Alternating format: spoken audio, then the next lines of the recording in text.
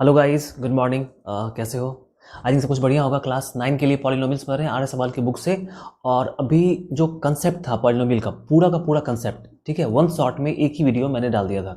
तो वो पॉलिनोमियल का जो कंसेप्ट वाला वीडियो था वो डिस्क्रिप्शन में उसका लिंक दिया हुआ है। पहले तो तुमको वो देखना बहुत ज़रूरी है, क्योंकि एक बार में सारा कंसेप्ट देखेंगे तो मज़ा आ जाता है कि भाई चलो पूरा पॉलिनोमियल एक बार में समझ में आ गया। अब क्वेश्चन सॉल्व करने में कंसेप्ट जो इंटरलिंक होता है ना, वो तुमको समझ में आ जाएगा। तो अभी वो आप देख लेना। उसके बाद एक्सरसाइज 2A हम लोग शुरू कर रहे हैं। 2A में जितना भी क्वेश्चन है वो एक ही वीडियो में क्लियर कर लेंगे, ठीक है। छोटा ही, ज़्यादा बड़ा एक्सरसाइज नहीं है। आई थिंक 8-9 क्वेश्चन होगा, तो उसको हम लोग एक ही वीडियो में क्लियर कर लेंगे, ठीक है। जितना भी अपने यहाँ वीडियो मिलेगा वो वन शॉट वीडियो मिलेगा, मतलब वन शॉट में पूरा सब कुछ क्लियर, ऐसा, ठीक है। चलिए, तो पहला जो बात है, सॉरी पहला जो क्वेश्चन है वो क्या कह रहा है कि which of the following expressions are polynomial in case of polynomial write the degree. तुमसे पूछ रहा है कि इसमें कौन कौन सा पॉलिनोमियल है और जो पॉलिनोमियल है उसका डिग्री लिखो। साउंड जा रहा है भाई, थोड़ा साउंड बढ़ा लेना, ठीक है। मेरा साउंड थोड़ा कम आ रहा होगा। तो पॉलिनोमियल क्या होता है इसके बारे में मैंने ऑलरेडी बताया था, अभी मैं फिर से बता देता हूँ कि देखो, पॉलिनोमियल में तुमको सिर्फ चेक करना है वेरिएबल को। किसको चेक करना है? वेरिएबल को। वेरिएबल में दो बातें चेक करनी है, एक तो उसका डिग्री, ठीक है। डिग्री कैसा कैसा हो? डिग्री इंटेग्रल हो। कैसा हो? इंटेग्रल। पॉजिटिव इंटीजर हो। सॉरी, इंटेग्रल मतलब क्या? Positive integer. एक मिनट रुको, सही कर लेता हूं उसको। Positive integer, positive integer. दूसरा में ये क्या नहीं हो, क्या चीज नहीं हो, ये समझो। ये फ्रैक्शन में नहीं हो, ठीक है, और नेगेटिव नहीं हो। ये दो चीज ना हो और ये कैसा हो? Positive integer. तुमको सिर्फ ये चीज चेक करना है। तो बाकी जो कांस्टेंट्स हैं, मेरे को कांस्टेंट से कोई मतलब नहीं है। हम लोग पॉलिनोमियल पढ़ रहे हैं। पॉलिनोमियल में मोस्टली हम लोग स्ट्रेस करते हैं किस पे? वेरिएबल पे स्ट्रेस करते हैं। तो यहाँ पे जो तुम्हारा पहला क्वेश्चन है, इसमें देखोगे तुम, x का पावर 5 है, x का पावर 3 है। तुम नंबर को देखो ही नहीं, यहाँ पे x है। चलो अच्छी बात है। तो तुम्हारा x का पावर 5 था, 3 था, और यहाँ पावर कुछ नहीं है तो 1 है, मतलब इंटेग्रल पावर है, ठीक है। तो ये तुम्हारा पॉलिनोमियल है, ठीक है, बिल्कुल पॉलिनोमियल है ये।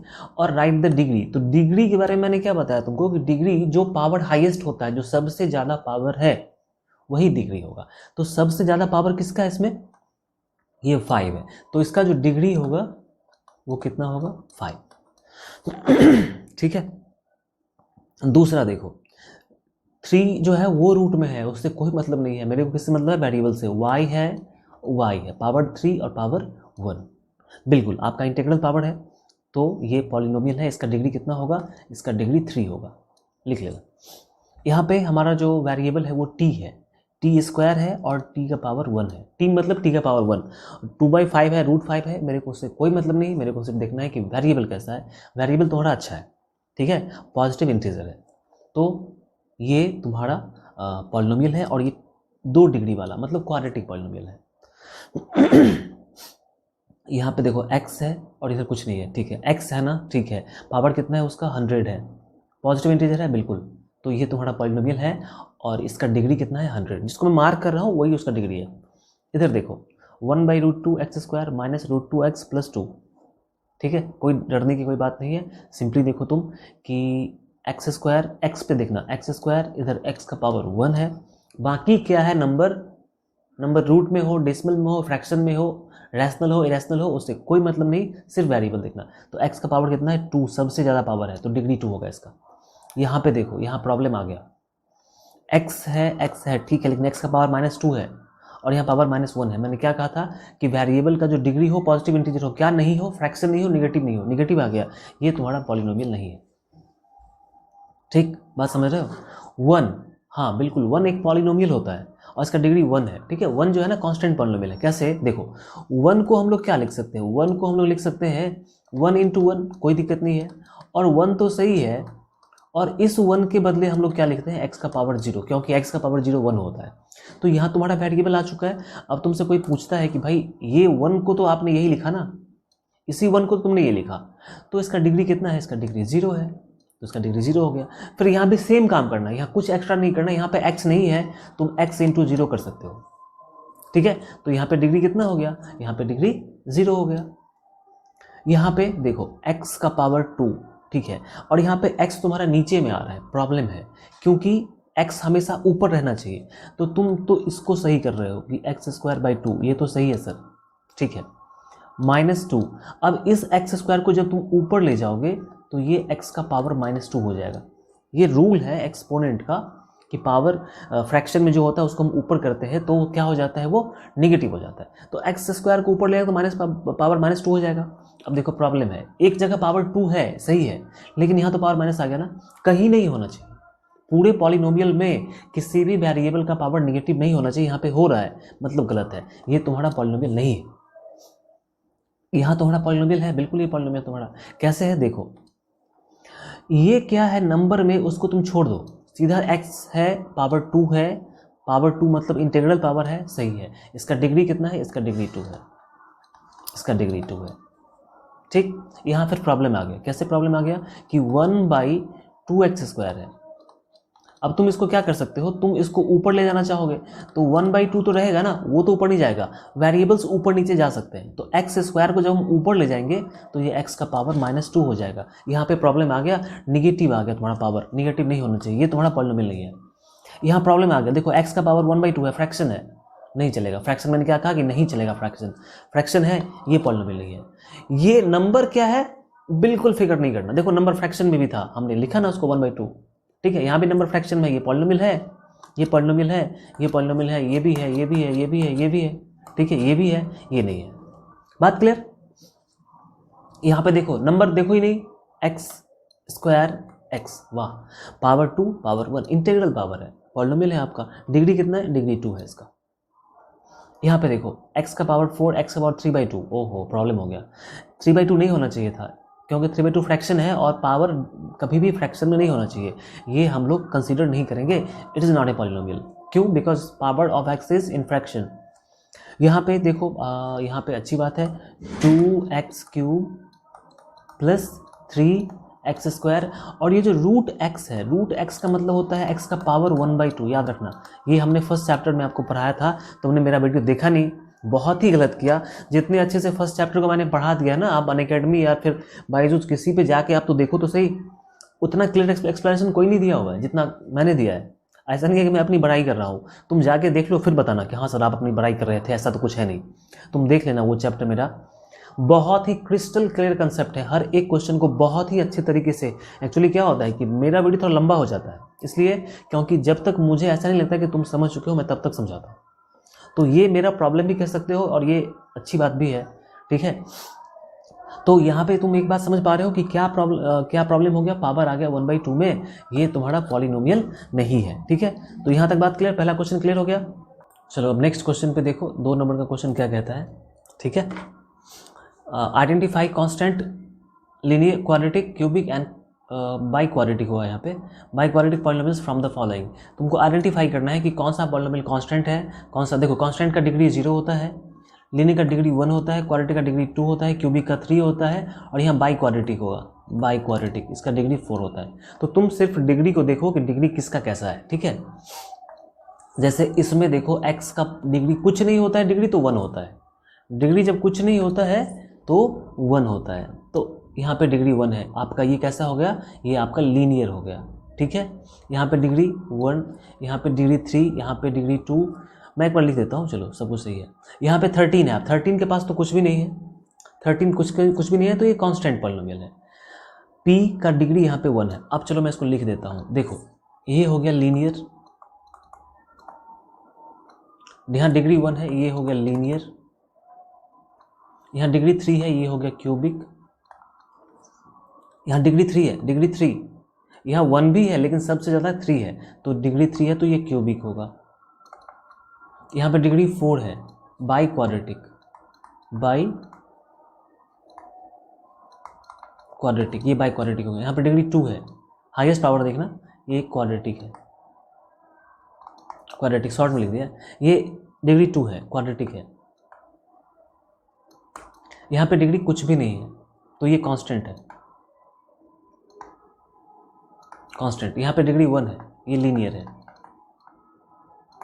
बात समझ में आ गया ना। तो पॉलिनोमियल का डिग्री पहचानना काफ़ी आसान है। तुम सिर्फ देख लो कि सबसे ज़्यादा पावर किस में है, वही उसका डिग्री होगा। बहुत ही सिंपल है। जो कांस्टेंट है उसमें कोई डिग्री होता ही नहीं है। और एक बात जिन लोगों ने शायद समझा नहीं, जीरो भी एक पॉलिनोमियल होता है, जिसको बोलते हैं जीरो पॉलिनोमियल। इसका डिग्री होता है अनडिफाइंड, इसका डिग्री होता है अनडिफाइंड। बात क्लियर है? बात क्लियर है? Third question, right the coefficient of x cube. ठीक है, इसमें कॉफिशिएंट लिखना है तुमको, एक्स क्यूब का कॉफिशिएंट। तो देखो जहाँ पे एक्स क्यूब है उस पूरे टर्म को पहले तुम इंसर्किल कर लो, फिर हम लोग लिखेंगे। देखो यहाँ पे एक्स क्यूब है तो ये पूरा टर्म को तुम इंसर्किल कर लो। करने के बाद ये मैं समझाने के लिए लिख रहा हूँ। यहाँ पे एक्स का कॉफिशिएंट चाहिए। ठीक है, एक्स का कॉफिशिएंट मैं पूरे एक्स वाले टर्म को इंसर्किल कर रहा हूँ। यहाँ पे एक्स स्क्वायर का, चलो एक्स स्क्वायर इसमें है ही नहीं। ठीक है, इसमें एक्स वाले टर्म का, चलो एक्स वाले टर्म का विथ साइन, जब भी इंसर्किल करें तो विथ साइन।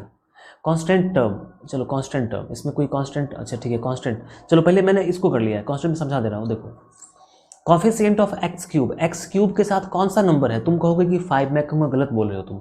5 अब के पीछे माइनस लगा हुआ है, -5 ही एक नंबर ही होता है। तो एक्स क्यूब के साथ नंबर कौन सा है? -5 है, तो इसका कॉफिशिएंट -5 होगा। बात क्लियर? किसका कॉफिशिएंट? एक्स क्यूब का कॉफिशिएंट -5 होगा। एक्स का कॉफिशिएंट कितना है? देखो एक्स के साथ कौन सा नंबर है?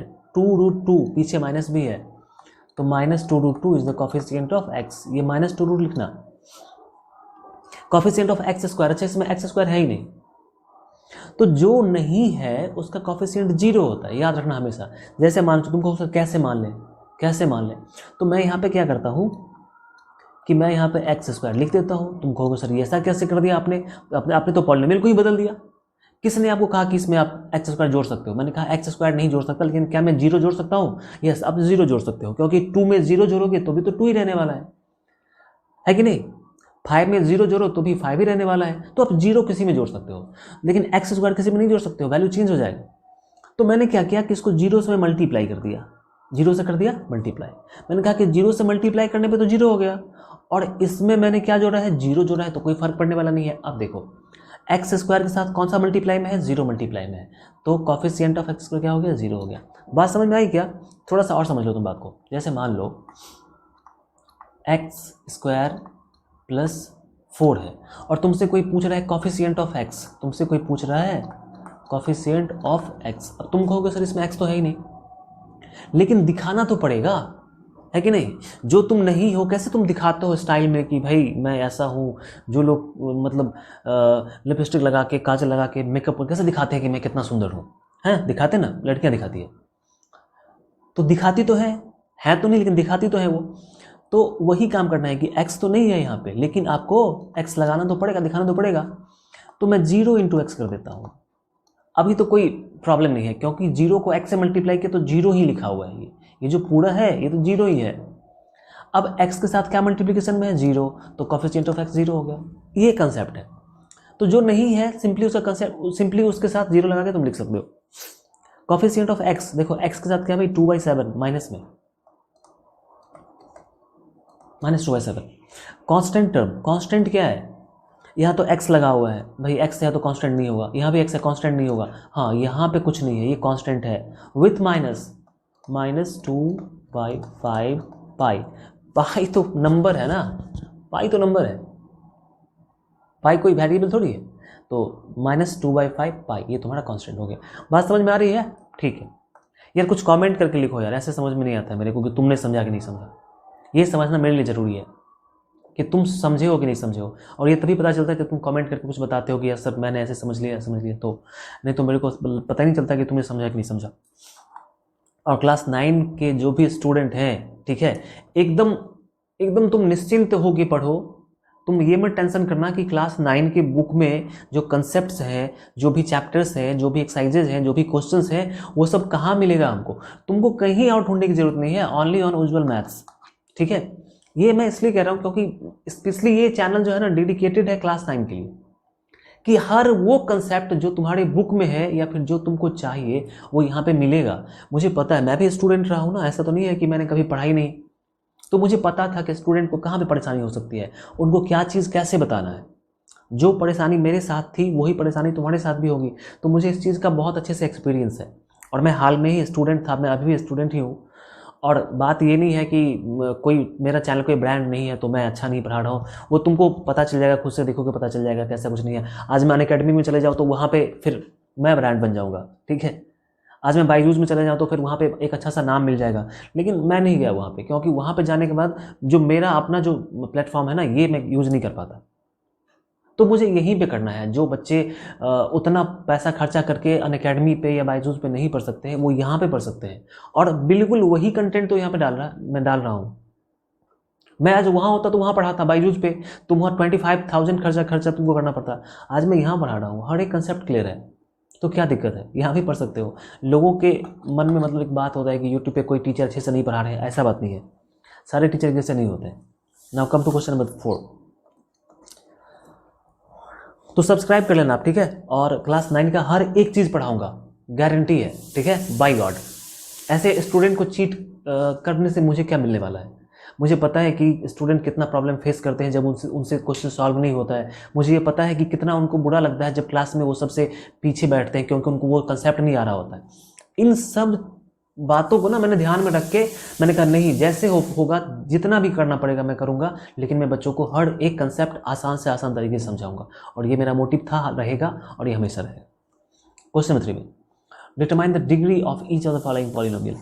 सारे पॉलिनोमियल्स का डिग्री चाहिए, डिग्री में टेंशन नहीं लेना तुम, ठीक है। देखो ऊपर में कितना डिग्री है, ऊपर में डिग्री 3 है, और नीचे में कितना है, 1 है। तो 3 में से 1। देखो डिवीजन में क्या करते हैं, डिग्री को घटाते हैं, और मल्टीप्लिकेशन में डिग्री को जोड़ते हैं, ठीक है। जब भी डिवीजन होगा तो डिग्री को सब्ट्रैक्ट करेंगे, और जब भी मल्टीप्लिकेशन होगा तो डिग्री को ऐड करेंगे। बात समझ रहे हो। तो यहाँ पे डिग्री कितना है, 3, और यहाँ पे डिग्री कितना है, 1।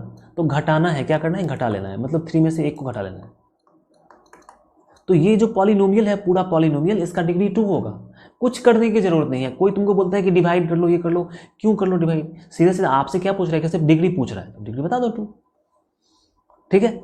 यहाँ पे देखो, अब इसको और इसको मल्टीप्लाई करना है, इसको और इसको। इसका डिग्री कितना है, इसका डिग्री 2 है, और इसका डिग्री कितना है, इसका डिग्री 3 है, देख रहे हो 3 है। तो 2 और 3 को मल्टीप्लाई करेंगे, सॉरी जोड़ना, मल्टीप्लिकेशन डिग्री को जोड़ते हैं, मल्टीप्लिकेशन डिग्री को जोड़ते हैं, तो 2 + 3, इसका डिग्री 5 होगा। कुछ नहीं करना है, तो मल्टीप्लाई भी करोगे तो भी डिग्री 5 ही आएगा, तो मल्टीप्लाई करने की क्या ज़रूरत है। बात समझ रहे हो ना, कोई बात नहीं, देख लेना, दो चीज़ों को मल्टीप्लाई हो रहा है, इसका डिग्री 2, इसका डिग्री 3, दोनों को ऐड कर लेंगे, काम खत्म। इसको और इसको मल्टीप्लाई करना है, ठीक है, तो डिग्री को ऐड करना पड़ेगा। इसका डिग्री कितना है, इसका डिग्री 1 है, और इसका डिग्री कितना है, इसका डिग्री 3 है, तो 1 और 3 को ऐड करेंगे तो 4 होगा। इस पूरे पॉलिनोमियल को मल्टीप्लाई करने के बाद जो पॉलिनोमियल आएगा उसका डिग्री 4 ही होगा, मल्टीप्लाई करके देख सकते हो। यहाँ पे तो कुछ करने की जरूरत नहीं, यहाँ पे डिग्री 1 ही है इसका, यहाँ पे डिग्री 1 होगा। ये कांस्टेंट है, पता है कांस्टेंट का डिग्री 0 होता है, इसका डिग्री 0 है। बात क्लियर, कितना आसान सा कंसेप्ट था। अभी कोई लोग आपको क्या कहते हैं कि उसको मल्टीप्लाई करो पहले, तब डिग्री देखो कितना आ रहा है। मेरे को सिर्फ डिग्री पूछ रहा है, मल्टीप्लाई करने के लिए नहीं बोल रहा है, तो ऐसे बता देंगे। यहाँ पे इसको और इसको मल्टीप्लाई करना है, इसका डिग्री कितना है, -2, इसका डिग्री कितना है, -2, और इसका डिग्री कितना है, इसका डिग्री 4 है, क्योंकि 4 सबसे ज़्यादा है ना, 4, और सॉरी मल्टीप्लाई हो रहा है ना, तो ऐड करेंगे, मल्टीप्लाई हो रहा है, देखो बीच में मल्टीप्लिकेशन है तो ऐड करेंगे। 4 में से 2 घटेगा, 2 बचेगा, इसका डिग्री 2 है, ठीक। बात समझ में आ रही है, गुड बॉय।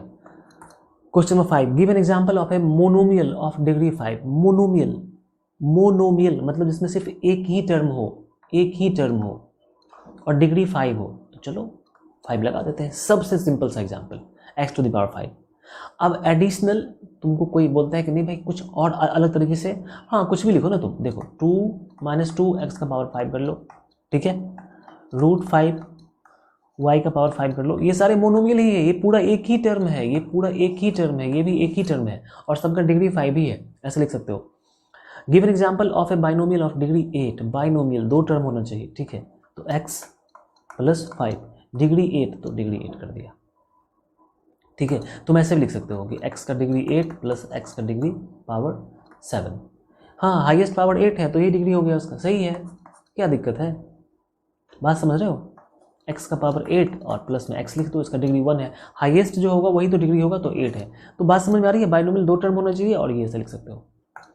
क्वेश्चन 5 के बाद question number 6, rewrite the following polynomial in standard form. ठीक है।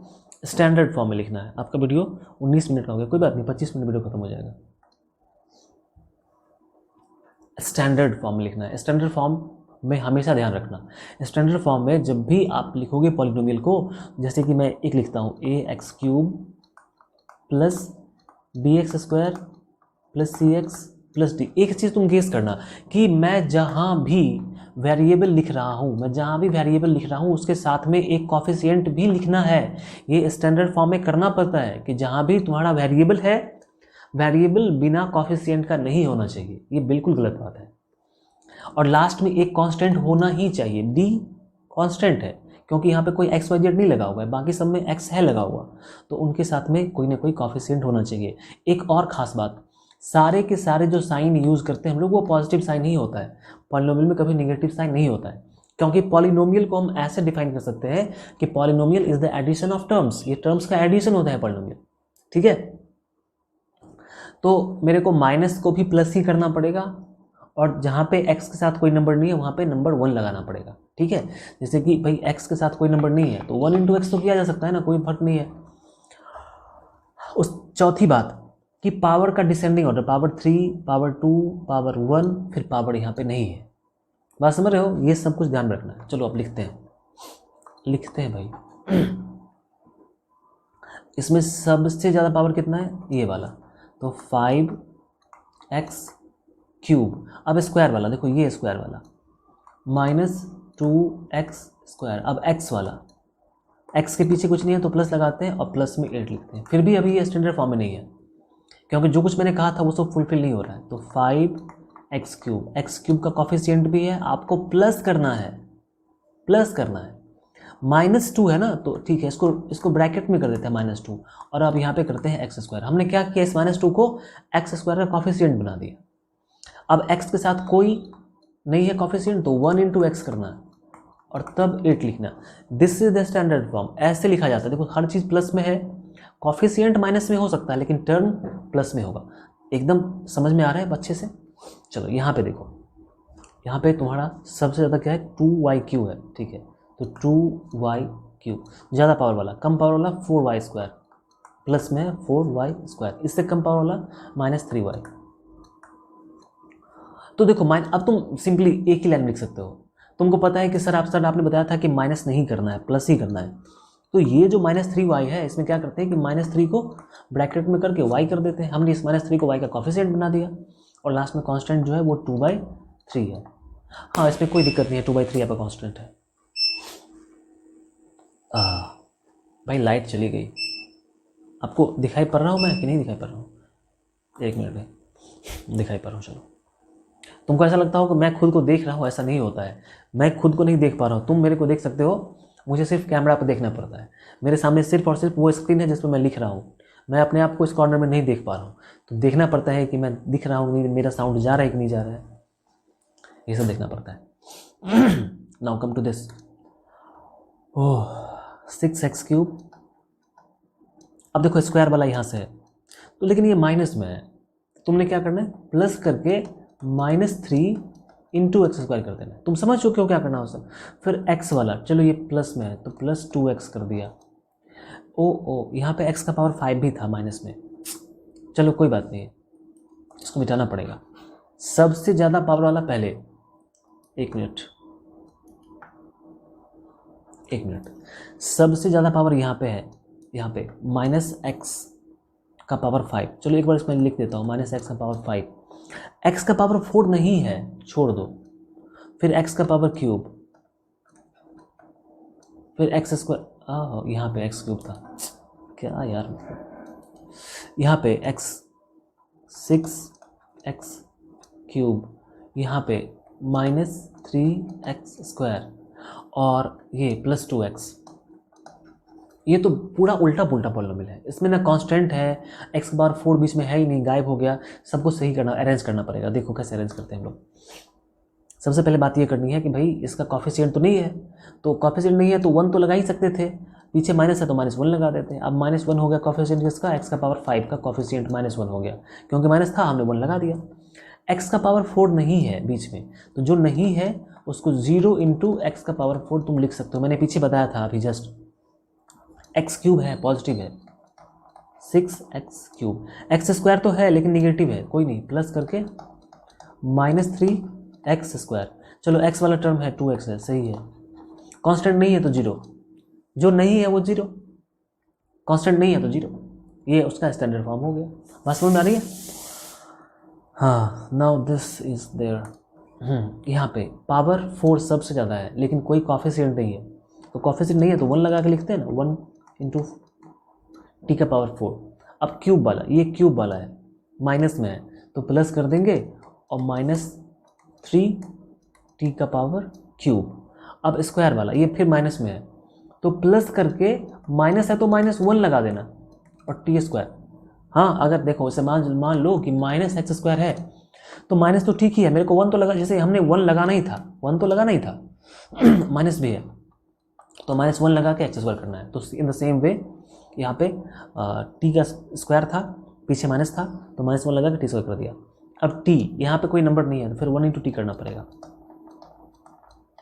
और लास्ट में 2 करना पड़ेगा। ये सबसे ज़्यादा ऑथेंटिक स्टैंडर्ड टर्म माना जाता है क्योंकि कॉफिशिएंट भी क्लियर होना चाहिए। क्लियर है?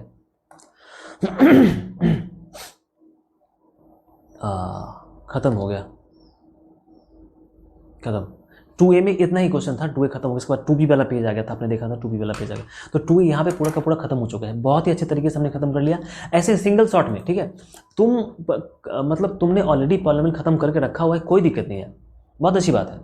लेकिन तुमने अभी देखा होगा बहुत सारे ऐसे कंसेप्ट थे जो तुमने खत्म तो कर लिया लेकिन तुमको वो समझ में आया नहीं था। अभी तुमको समझ में आ चुका है हर चीज़, जो तुमने पढ़ भी लिया ना। एक बार वो मेरा वाला वीडियो तुम देख लेना, क्योंकि वो कंसेप्ट जो तुमने पढ़ा है कहीं ना कहीं हो सकता है मैं उससे आसान करके उसको बता रहा हूँ और तुमको वो हमेशा याद रह सकता है। क्योंकि ऐसा तो नहीं होता है कि जो कुछ तुमने क्लास 8 में जो कुछ पढ़ा क्या तुमको क्लास 9 में याद है? नहीं, तुम्हारे कहने से याद होगा, लेकिन तुम जरा कुछ क्लास 8 के कुछ क्वेश्चन लेकर सॉल्व करके देख लो। तुम टाइम एंड वर्क का क्वेश्चन सॉल्व कर लो, तुम क्या कहते हैं वो स्पीड टाइम डिस्टेंस का क्वेश्चन सॉल्व कर लो, ठीक है, या फिर प्रॉफिट लॉस का क्वेश्चन सॉल्व कर लो। कुछ क्वेश्चन सॉल्व कर पाओगे, सारे सॉल्व नहीं कर पाओगे, इसलिए क्योंकि सही तरीके से पढ़ा नहीं गया था। तो जो कंसेप्ट अभी मैंने बताया है ये काफ़ी आसान सा कंसेप्ट था, पूरा मैंने क्लियर भी कर दिया है। एक्सरसाइज 2A के बाद 2B 2C जो भी एक्सरसाइज होंगे उनका वीडियो आगे कहीं ढूंढने की जरूरत नहीं है, इसी वीडियो के डिस्क्रिप्शन में सबको मैं अपडेट करता रहूँगा। तो इस वीडियो को फोकस कर लेना, इसके नीचे में सारे वीडियोज के लिंक मिल जाएंगे आपको। मिलते हैं फिर नेक्स्ट वीडियो में, तब तक बाय, टेक केयर। चैनल को सब्सक्राइब जरूर कर लेना, बेल आइकन प्रेस कर देना और आगे पढ़ते रहिए, खुश रहिए, मस्त रहिए। जय हिंद।